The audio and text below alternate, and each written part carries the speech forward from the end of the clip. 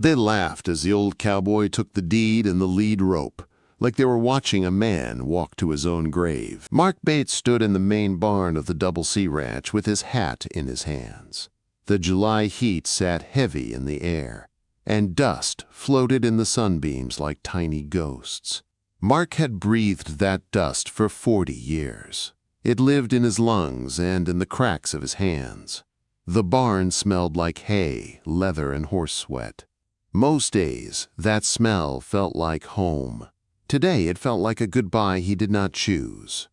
He was 64, but his face looked older. The sun and wind had carved deep lines around his eyes. His knuckles were thick and stiff from hard work and cold winters.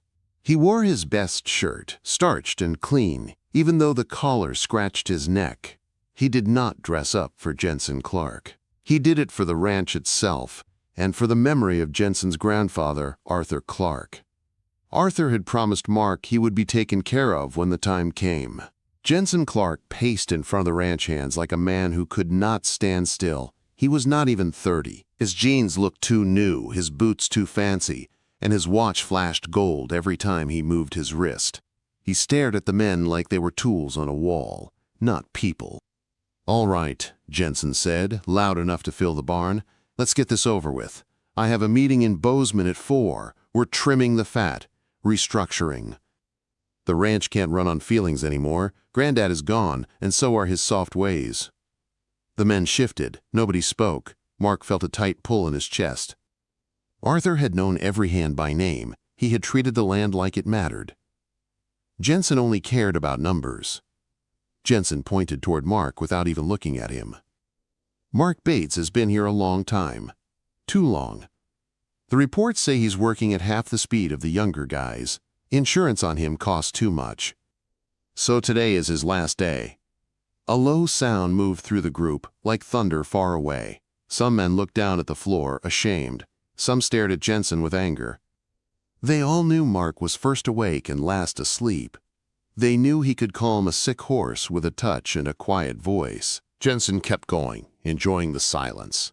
"Now, I'm not heartless. Granddad left a note about taking care of you. So instead of a pension, which we can't afford, I'm giving you property. You're a landowner now, Mark. You should be grateful." Mark's heart jumped. For a moment, hope filled him, hot and wild. He pictured a small place near town, a clean cabin, a little peace. Jensen's smile grew. "You know the Cinder Creek tract?" The barn went still. Even the horses seemed quiet. Every man knew Cinder Creek.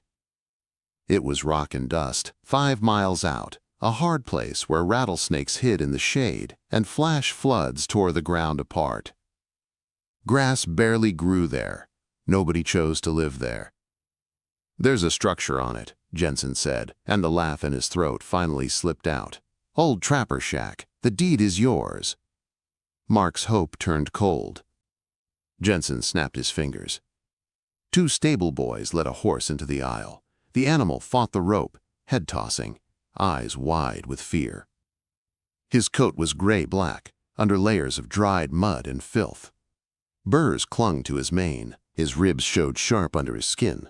His hooves were cracked and too long, like nobody had cared if he could even walk. "This one came in a bulk auction," Jensen said. "Most were fine. This one is trash. He's mean, unrideable, and dangerous. But you're the horseman around here, right? So he's your retirement gift." Jensen laughed again, louder. "Trash for the trash heap. You have until sunset to clear out of the bunkhouse." Mark's hands tightened around the brim of his hat. A younger Mark might have swung a fist. A younger Mark had been proud and quick. But he looked at the horse again. He saw terror, not evil. He saw a creature that had been used up and thrown away. He saw himself. Mark put his hat on his head and walked forward. He did not shout. He did not jerk the rope. He let his breath out slow, a low sound that carried calm the way a warm fire carries heat. "Easy," Mark said, soft as gravel. "I'm not here to hurt you." The horse froze, confused by the quiet. Mark took the rope from the shaking stable boy. Then he turned his back on Jensen Clark, on the laughter, and on 40 years of work that meant nothing to the wrong man. "Come on," Mark told the horse. "Let's go home." The walk to Cinder Creek felt like punishment. The sun burned his neck. The ground was hard under his boots. Pain climbed up his legs with every step. The horse pulled and jumped at every sound, scared of shadows, scared of wind, scared of life. Mark held steady. He did not fight the horse. He simply kept walking, one step at a time, like he had done his whole life. By the time the sky turned orange, they reached the tract. The shack leaned like it was tired of standing. The roof sagged. The windows were broken. The porch had fallen in on one side. Mark stared at it and felt something twist in his stomach. They wanted him to die out here. Mark tied the horse to a tough bush near the cabin and stepped closer to the door. The wind moved through the cracks like a whisper. The place smelled like rot and old sadness. Mark swallowed hard and pushed the door open anyway. Inside, something skittered across the floorboards, fast and unseen. Mark stood in the doorway, staring into the dark, and realized this was not just a joke. This was a trap. Mark did not step fully inside the cabin. He stood in the doorway with his shoulders tight, listening to the tiny scratches and quick footsteps in the dark. The place smelled like rot and old animal waste, like something had lived there and never left. He backed out and shut the door again. The sun was almost gone, and the wind over the rocks already felt colder. He looked at the horse tied to the bush. The animal's sides moved fast with fear, like he expected pain to come any second. Mark understood that feeling too well. Behind the cabin sat a small barn, older than the shack but still standing straight enough to matter. Mark walked around it, pressed a hand against the wood, and listened. The boards were rough but solid. The roof was not perfect, but it was tighter than the cabin's sagging top. Mark made a choice without speaking it. If he was going to survive out here, he needed a safe place for the horse first. A man could sleep in the open and live. A horse could break a leg and die. Mark found an old shovel half buried in weeds and rocks. The handle was cracked, but it held. He worked until the last light bled out of the sky, dragging rusty wire, broken boards, and old trash out of one stall. His back screamed with every pull. His knees shook. Still, he kept going. He tore down a hanging piece of tin that clanged in the wind and wedged it into a gap to stop the draft. Then he cut tall, dry grass with his pocket knife and piled it into the stall as bedding. The horse watched him the whole time. He stamped and snorted, ready to bolt, but he did not leave. Mark took that as a small sign. When the stall was cleared, Mark led the horse inside. The horse tried to spin away, eyes wide, but Mark kept his voice low and steady. "Easy," he said. "You are safe in here tonight." He did not call the horse trash. That word had been thrown like a rock meant to bruise. Mark looked at the horse's coat, dark under the grime, and at the way his fear burned behind his eyes. Mark thought of cinders left after a fire, small pieces that still held heat, still held life. That was what this horse felt like. "Cinder," Mark said. "That's your name." Mark had no hay, he had no grain. All he had was a bucket of creek water he carried from a muddy trickle and a single apple he saved from his pocket. He sliced the apple into pieces and held one out on his palm. Cinders snapped at the air like he expected a whip. Mark did not flinch. He set the slice on the stall rail and stepped back. After a long moment, Cinder leaned forward and took it, chewing like he did not trust the taste. Mark did not go back to the cabin. The thought of sleeping in that dark, rat-filled place made his chest feel tight. He rolled into the corner of the stall, wrapped his jacket around himself, and lay down in the straw. He listened to Cinder pace for a long time, hooves shifting, breath loud in the quiet barn. Mark felt hunger twist in his stomach, but he let his eyes close anyway. He fell asleep to the slow crunch of apple, and for the first time that day, the world felt less cruel. The next morning came hard. Mark's body was stiff as a fence post. He sat up slow, joints popping, and breathed through the pain. Outside, the land looked worse in daylight. It was all rock, thorny brush, and sunburned dirt. Still, Mark found one good thing. The creek bed behind the barn had a small seep where water pooled under stones. It was not much, but it was steady. Mark knelt and dug with his hands until the water ran clearer. He stared at it like it was treasure, because out here, it was. Days turned into a routine built on stubbornness. Mark patched the cabin roof with scrap tin he found in weeds. He boarded up broken windows with old wood. He scrubbed the floor with sand and water until his hands cracked and bled. Every night he went back to the barn, because Cinder slept better when Mark stayed close. The horse still did not trust quick movement.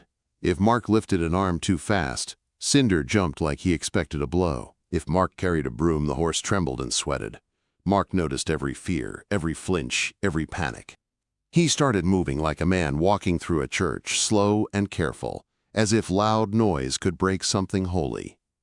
One evening, a storm rolled in fast. The sky turned a sick green, and thunder hit the valley like cannon fire. Wind slammed into the barn walls. Rain came down hard enough to sting. Mark ran to the pen and saw Cinder losing his mind. The horse screamed and raced the fence line, crashing into the boards Mark had nailed up. Wires snapped. Blood showed on Cinder's shoulder. Mark did not stop to think. He opened the gate and drove the horse toward the barn, using his body and his voice, not violence. Once inside, the thunder on the tin roof made the barn feel like a drum. Cinder reared and kicked, eyes rolling, foam at his mouth. He was going to break himself. Mark latched the barn door and sat down in the straw where the horse could see him. He was trapped in there with 1,000 pounds of fear. Mark's heart hammered, but he forced his breath to slow. Then he began to sing. His voice was rough and off-key, but it was steady. It was an old hymn his mother used to hum while hanging laundry. Mark sang into the storm, not for beauty, but for peace. He sang until his throat burned. He sang until the thunder moved away. He sang until his fear faded into tiredness. When dawn finally crept in through the cracks, the barn fell quiet. Mark blinked awake and felt warmth against his shoulder. A soft muzzle rested there, and hot breath moved slow on his skin. Mark froze, afraid to break the moment. Cinder stood over him, head lowered, eyes no longer wild. The horse let out a long sigh, the sound of tension leaving a body. Mark lifted his hand inch by inch. Cinder did not flinch. Mark pressed his palm against the horse's jaw. His eyes filled with tears he did not fight. "Morning, partner," he whispered. "We made it." That day, Mark filled a bucket with warm water and began to scrub the grime off Cinder's coat. Mud and filth poured away in dark streams. As the dirt lifted, something strange appeared under the mess. The coat was not plain gray. It was a rare mix of black and white hair that shined like metal in the sun. Mark stopped and stared, then scrubbed again, slower now, careful like he was uncovering something valuable. Near the horse's hip, beneath an old scar, Mark found a brand. It was not a local ranch mark. It looked like a diamond shape with a letter inside. Mark's stomach tightened. He moved to Cinder's head, gently lifted the upper lip, and saw faint ink on the gum. A tattoo, numbers, and a letter. Mark's hand went cold. He looked into Cinder's deep eyes and felt the ground shift under his thoughts. "Who are you?" Mark whispered. "What did they really hand me?" Mark did not sleep much after that. The brand and the tattoo sat in his mind like a thorn. He had seen plenty of ranch marks in his life, but this one felt different. It did not look like something burned by a careless hand on the range. It looked planned. It looked expensive, the kind of mark a breeder puts on a horse worth protecting. Cinder stood quiet while Mark checked him again the next morning. The horse's coat, now cleaner, shined with that strange steel blue look, like gunmetal in sunlight. Mark ran his fingers over the scar near the brand. He felt the ridge of old damage and imagined how it happened. Barbed wire, maybe, or something worse.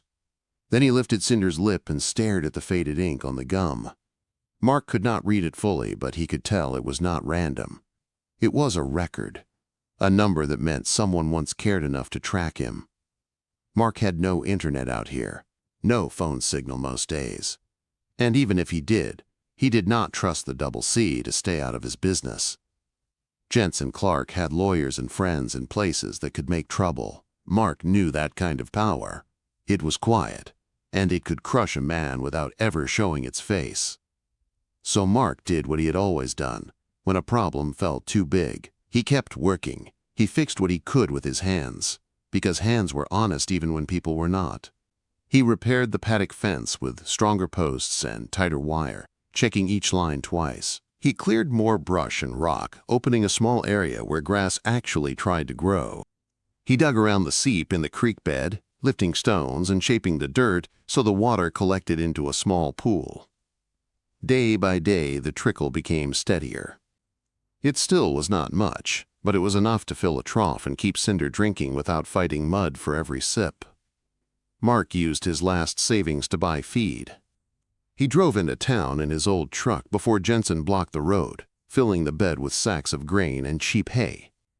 After that, Mark ate beans and noodles and drank black coffee while Cinder got the good stuff. The horse needed it more.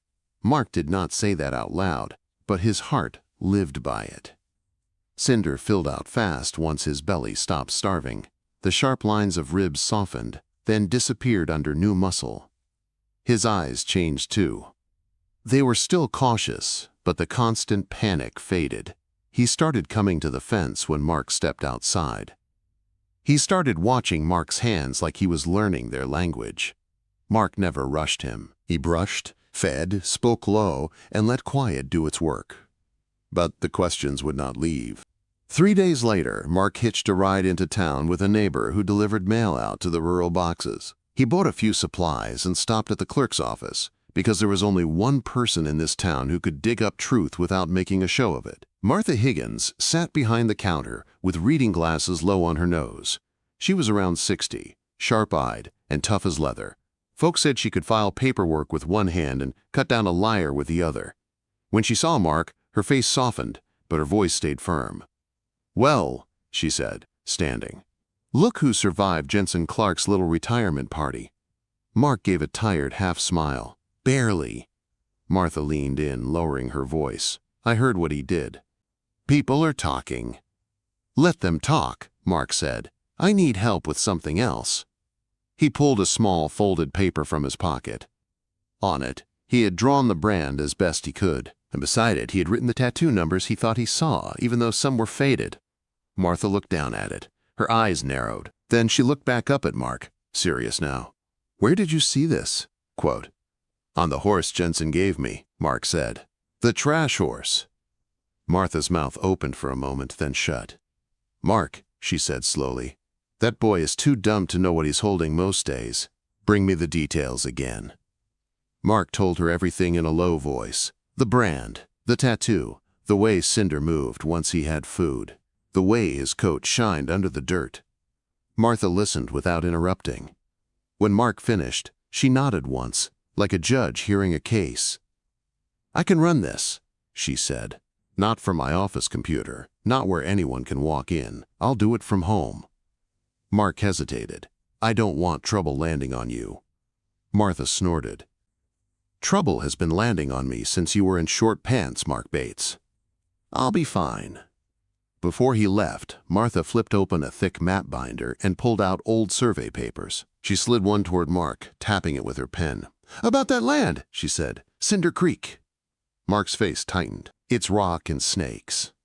"It is," Martha said. "On top, but look here." She traced a line on the map. "There's a limestone shelf under that tract." Old survey notes from decades back. "Water collects under it. A big reservoir."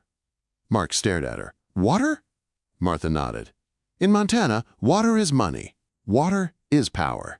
The Double C is already hurting. Folks say their wells are dropping. If there's a real underground source on your land, that changes things." Mark's throat went dry. He pictured the trickle behind his barn. He pictured the little pool growing day by day. He had thought it was luck. Martha's voice lowered again. "But listen carefully.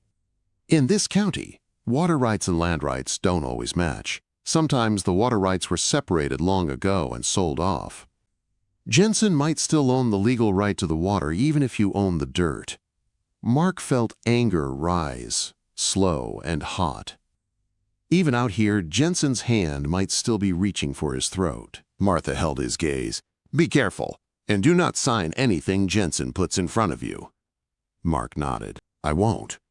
2 days later, Martha arrived at Cinder Creek in her dusty sedan. Mark had fixed the front window with new boards and cleared the porch enough to sit. It still was not pretty, but it looked lived in. It looked like someone refused to quit. Martha stepped out, scanning the place like she was trying to prove to herself it was real. Then her eyes moved to the paddock. Cinder lifted his head and trotted over, coat shining, muscles rolling under his skin like smooth rope. He moved with an easy grace that did not belong on a throwaway horse. Martha's hand went to her mouth. "My lord," she whispered, "that is not trash." Mark leaned on the fence. "That's what I've been saying."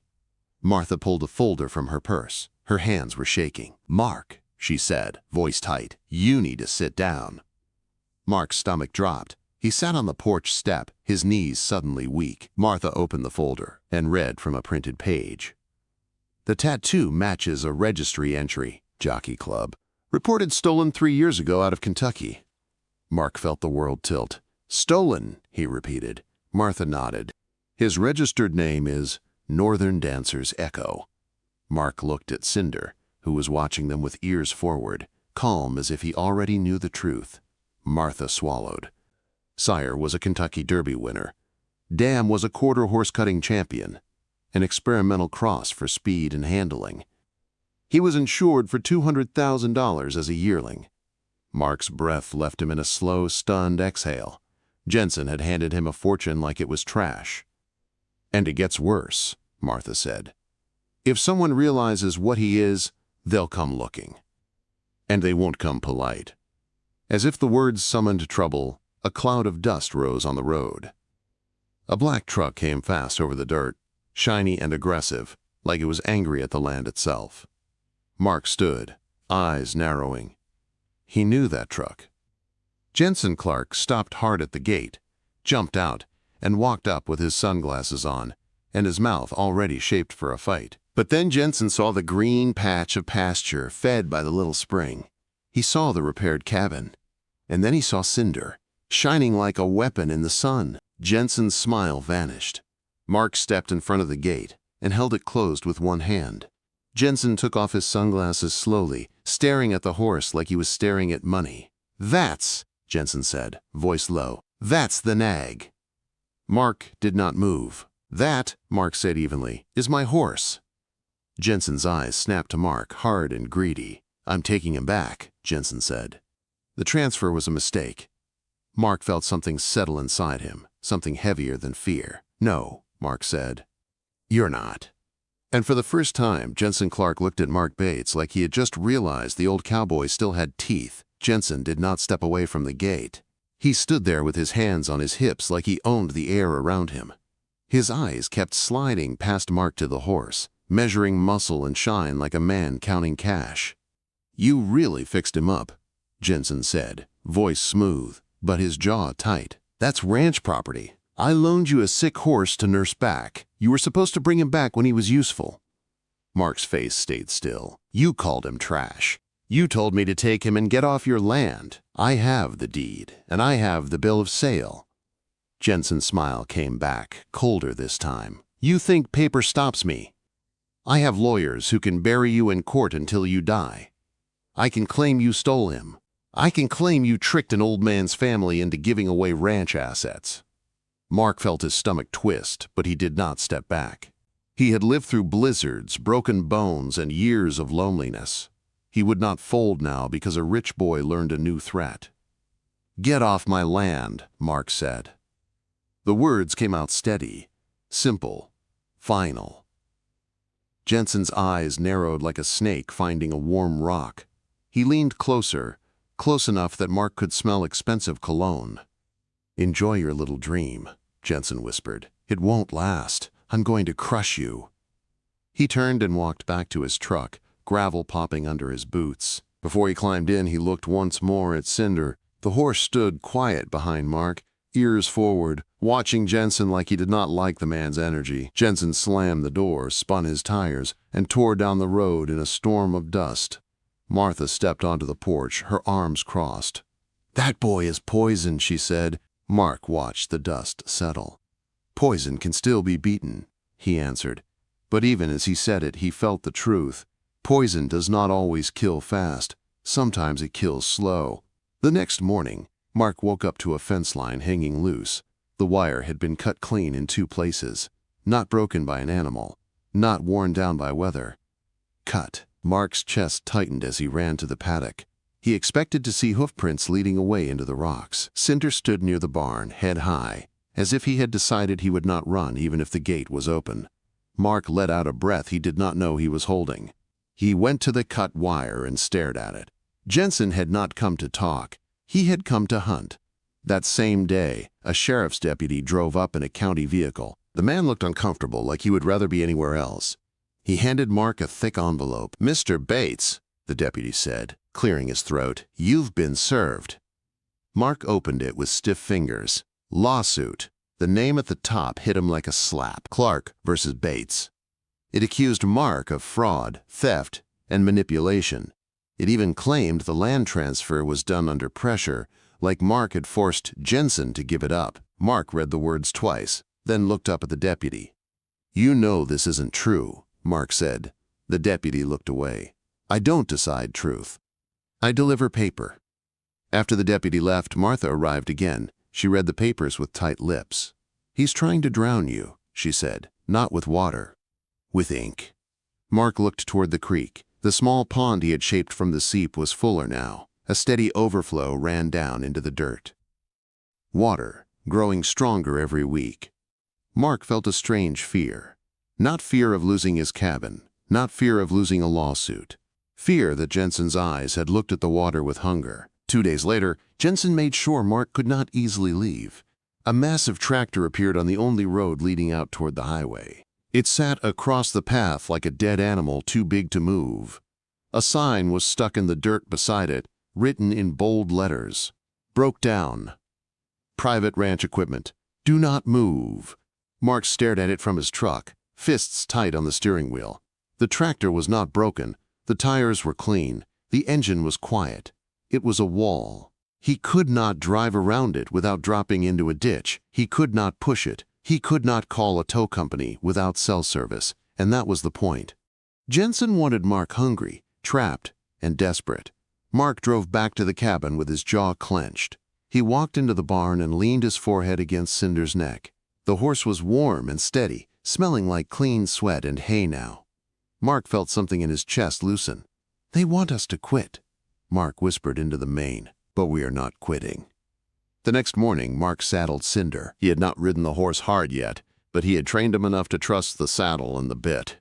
Cinder stood calm while Mark tightened the cinch. Mark swung up slowly, careful on his stiff joints. "Town," he told the horse. Cinder moved out like he understood. Strong, smooth steps. No panic, no fight. Mark rode right past the blocked road, taking a rough trail through the rocks that a truck could never handle. It took longer, and it hurt his knees, but he got there. When Mark rode into town, people stopped what they were doing. A few stepped out of the diner. A couple of men at the gas pumps turned and stared. The old cowboy everyone thought had been thrown away was sitting tall on a shining blue roan horse like something out of a story. Mark tied Cinder outside the feed and seed store and walked inside. The air smelled like grain and leather and coffee from the small pot near the counter. Jensen Clark was there. He stood near the register with 2 men in clean shirts and expensive boots, talking big and laughing like the town belonged to him. When Jensen saw Mark, he froze. His eyes darted to the window, to the horse outside, then back to Mark. Mark walked up, calm, slow, and steady. He did not raise his voice, but the whole room went quiet anyway. "You blocked my road," Mark said. Jensen leaned back, smirking. "Private property disputes are messy." "I won't sign anything," Mark said. "Not the deed, not the horse, nothing." Jensen's smile sharpened. "Then starve. You think this town will fight me. They need my money." Mark turned slightly, letting his eyes sweep the room. The faces he saw were tired. Some were angry. Some were scared. But they all watched Jensen like they were sick of swallowing pride. Mark looked back at Jensen. "I heard you're entering that warm blood of yours in the Founders race next month." Jensen's eyes lit with pride. "I am. Titan will break the record. He cost more than your whole life." Mark nodded once. "Race me!" The room gasped. Someone dropped a scoop into a bin of corn. It hit with a loud clatter. Jensen laughed. "You're joking." Mark's voice stayed flat. "If you win, I sign everything back. The land, the horse. You get it all. If I win, you drop the lawsuit, unblock the road, and sign a paper saying the land and Cinder are mine forever." Jensen stared at Mark like he was trying to find the trick. Then he looked outside again. He saw the horse. He saw the muscle. He saw the shine. He saw the crowd in the store watching him. Jensen's pride would not let him back down. "You're on," Jensen said, sticking out his hand. "And when you lose, you'll have nowhere to go." Mark took the hand. His grip was strong for an old man. "We'll see," Mark said. Outside, Cinder lifted his head and let out a low, steady sound, like he understood something important had just been decided. And deep inside Mark, a hard truth settled into place. This was not just a race for pride. This was a fight for his dream, for his life, and for the horse everyone called Trash. The morning of the Founders race came cold and bright, the kind of Montana morning that made breath turn white and made every sound feel sharper. The starting field sat outside town in a wide open basin, framed by pine trees and rocky hills. Riders warmed up their horses, hooves thudding, leather creaking, voices calling out.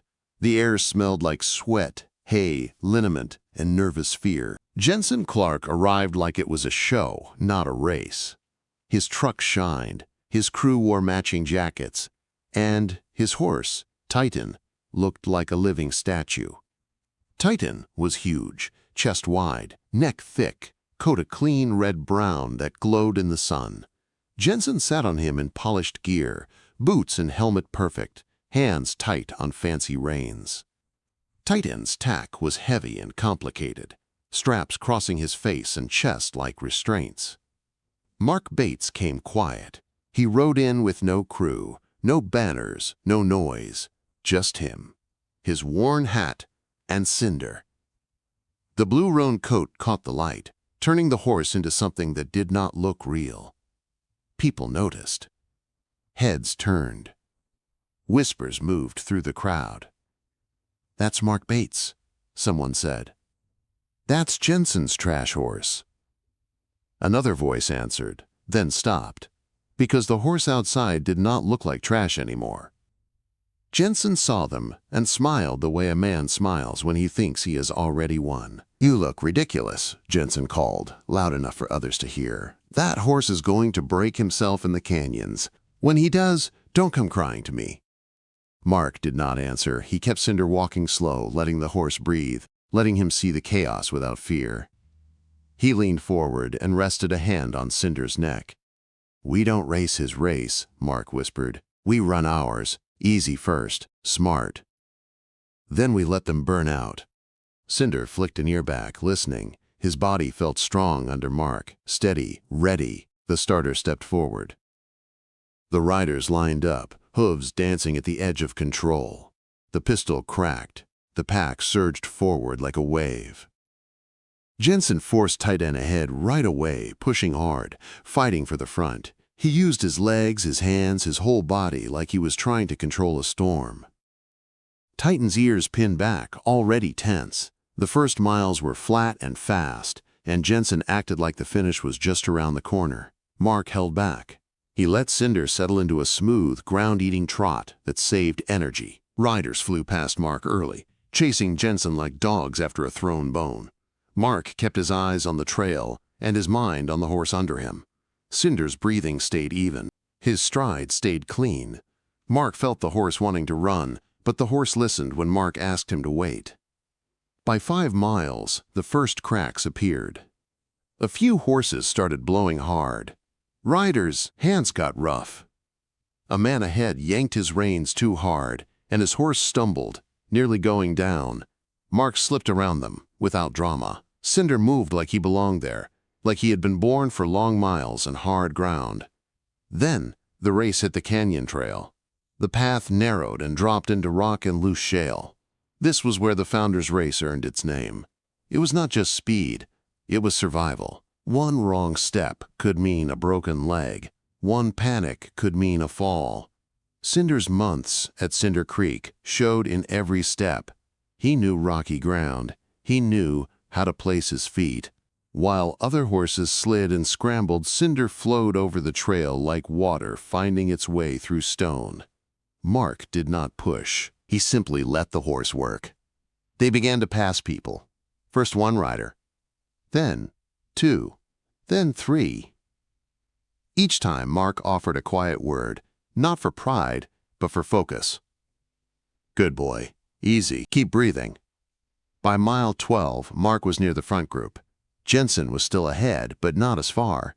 Titan's pace had turned rough. The big horse's neck glistened with sweat, foam starting to gather. Jensen's body looked stiff, angry, like he was fighting the horse instead of riding him. Mark watched the pattern and felt his stomach tighten. Jensen was burning Titan too hard. The canyon did not forgive ego. By mile 15, Mark could see Jensen clearly ahead through a bend. Jensen glanced back once and saw Mark closing. His face changed. The smug look cracked. Fear and rage mixed together. Jensen leaned forward and kicked Titan harder. Titan lurched into a faster pace, but it was not smooth. It was desperate. The trail climbed toward Deadman's Drop, the worst part of the course.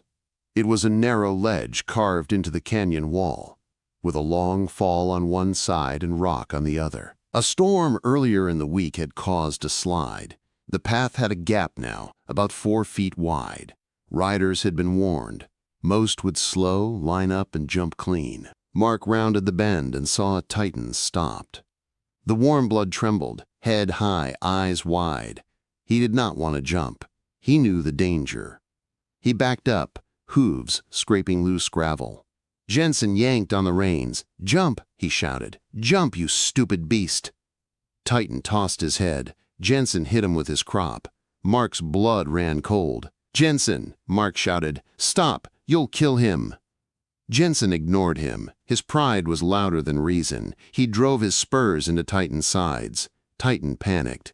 Instead of going forward, the horse reared and twisted, trying to escape the pain. His back hoof slipped on the loose edge. For a moment, Titan flailed, scrambling for balance. Then he fell sideways.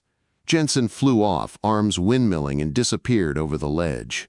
Mark heard Jensen scream, sharp and raw, a sound that made every hair on Mark's neck stand up. Titan scrambled back onto the trail, shaking and terrified, then bolted away down the path with no rider. Mark pulled Cinder to a stop and swung down. His heart pounded. He ran to the edge and looked over.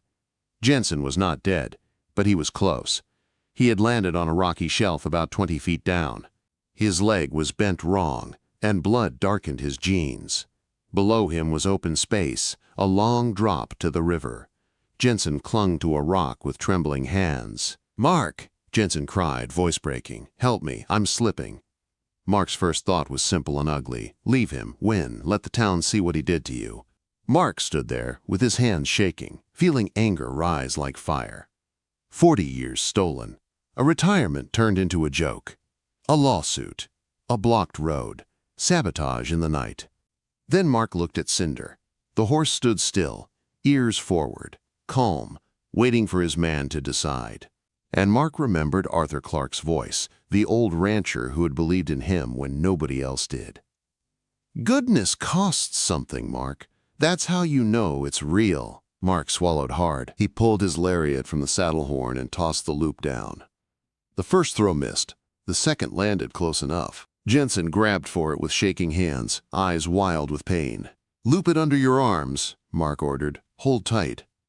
Jensen did it, sobbing. The rope went taut. Mark braced and tried to pull, but his shoulders screamed and the rope barely moved. He could not haul a grown man up a cliff. Not with his age and his aching joints. He turned to Cinder. This was the moment Mark had been building toward without even knowing. Months of trust. Months of calm voice and steady hands. Months of proving he would not hurt. Mark held Cinder's face in both hands and looked into those dark, intelligent eyes. "Back," Mark said, clear and firm. "Easy. Back." Cinder felt the weight on the rope. His muscles tightened. But he did not panic. He dug his hooves into the dirt. He lowered his hips, leaned into the pull, and stepped backward, slow and controlled.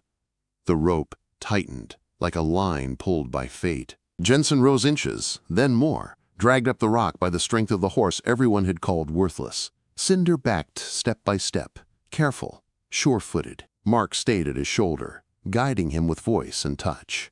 Jensen's fingers found the trail edge. Mark grabbed his shirt and hauled him the last bit onto solid ground. Jensen collapsed, crying in the dirt, face gray, lips shaking. Mark knelt beside him and checked the leg.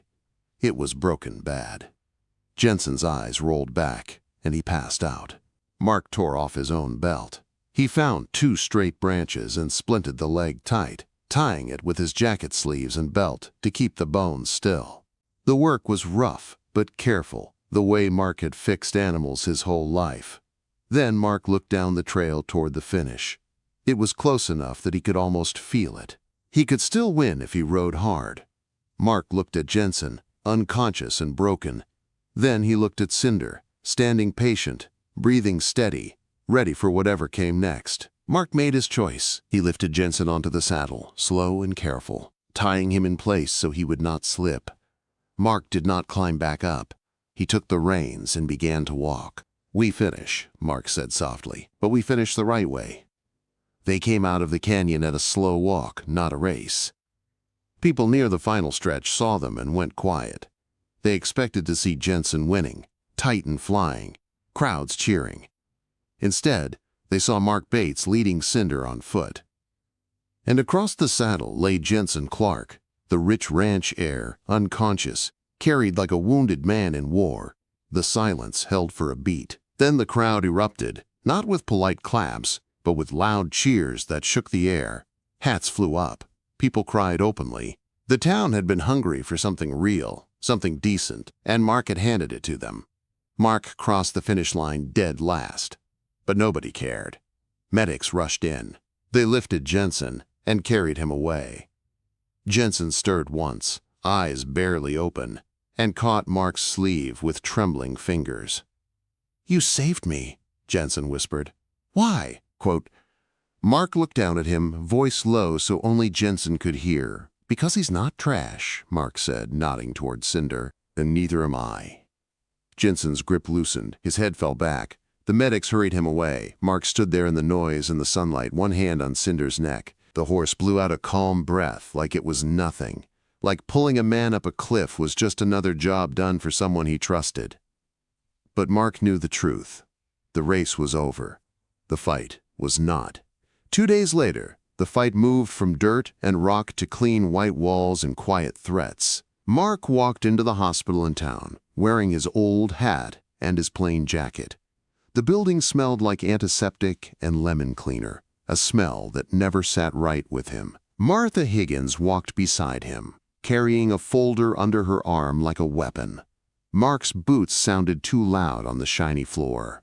Jensen Clark lay in a private room at the end of the hall. His leg was wrapped and suspended, the cast thick and bright white. His face looked pale and smaller than it had at the ranch. The loud confidence was gone. Pain had a way of stripping a man down to what was real. A lawyer stood at the foot of the bed. James Wood, the Clark family attorney. His suit was neat, his hair combed perfect. Mark had seen men like him before. Men who spoke softly while they took your life apart. Jensen looked at Mark and swallowed. "So," he said, voice thin, "you came to collect your prize." Mark did not smile. "I came to finish what you started." Jensen's eyes flicked to Martha. "Who's she?" Martha did not wait for Mark to answer. "The town clerk," she said. "The one who reads fine print before people like you use it to choke someone." Lawyer Wood cleared his throat and opened a leather portfolio. "The race agreement," he began. Jensen cut him off. "He didn't win. He walked in last." Wood nodded once, calm. And you did not finish it all. You were separated from your mount and had to be carried across the line. Under Founder's race rules, that is a disqualification. Jensen's lips pressed tight. So the bet is void. Mark felt his chest tighten. He had expected Jensen to weasel. Jensen had been raised on shortcuts and excuses. Still, hearing it out loud made Mark's hands curl into fists. Martha stepped forward. Jensen, the whole town saw you accept the terms. Folks recorded it too. You can try to lie, but you can't erase what everyone watched.